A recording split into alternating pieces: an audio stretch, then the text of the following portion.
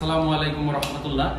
আজকে আমরা মেজারমেন্ট টেপের কিভাবে মিলিমিটারে দেখে মিলিমিটার মাপটা সম্পর্কে আমরা জানবো। মিলিমিটার কিভাবে আমরা বুঝবো যে কত মিলি। হ্যাঁ, তো আমরা আজকে মেজারমেন্ট টেপের মিলিমিটার সম্পর্কে মাপগুলো আমরা দেখব।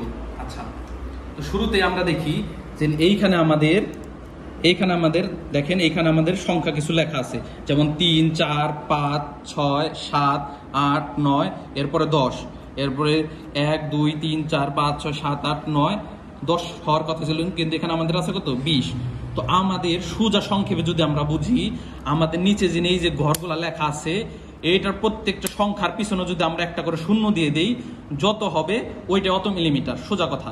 তো আমাদের এখানে 3 আছে, 3 এর পেছে যদি ভাই আমরা শূন্য দিই কত হবে? 30 মিলিমিটার। এরপরে এখানে 7 আছে, 7 এর পেছে যদি শূন্য দিই তাহলে কত? 70 মিলিমিটার। এখানে 10 আছে, 10 এর পেছে শূন্য দিলে কত? 100 মিলিমিটার। আচ্ছা, এখানে 20 আছে, 20 এর পেছে শূন্য দিলে কত হবে? 200 মিলিমিটার। তো এইখানে আবার 1 আছে, 1 এর পেছে শূন্য দিলে কত? 10 মিলিমিটার। তো 10, তো এখানে আসলে 200, এখানে 1 এর পেছে শূন্য দিলে 10, তাহলে এখানে কত হবে? 210। এখানে আছে 5 এর পেছে যদি শূন্য দেই তাহলে হবে কত? 250 মিলিমিটার। এইখানে দেখেন, আমরা যদি আরেকটা দেখি, 1 থেকে 2, এখানে আমাদের 10টা ঘর আছে, 1, 2, 3, 4, এই বড় দাগে 5, এরপর 6, 7, 8, 9, এই 2 এর এখানে 10। তো আমরা বুঝলাম যে এই 1 থেকে এখানে 10 ঘর আছে। তো এই বড় দাগে কত? 5। এখন যদি আমি বলি 215 মিলিমিটার কোথায়, তাহলে 200, এখানে 10, হ্যাঁ 10। এরপরে এই যে বড় দাগটা আছে এখানে কত?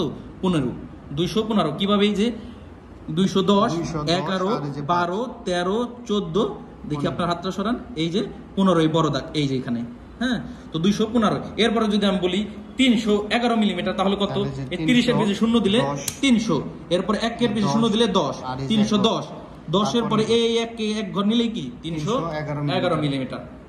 তো আশা করি সবাই আমার কথাটা বুঝতে পারতেছে। সল বোর্ডের যে থিকনেসটা আছে 38 মিলিমিটার বের করেন তো। আচ্ছা, 38 মিলিমিটার আপনি আমাদের দেখান তো বের করে। 38 30, 1, 2, 3, 4, এই যে বড় দাগে 5, 6, 7, 8, এই যে এইখানে 38 মিলিমিটার। জি, ধন্যবাদ। তো আশা করি সবাই বুঝতে পারতেছেন। ওকে, আসসালামু আলাইকুম।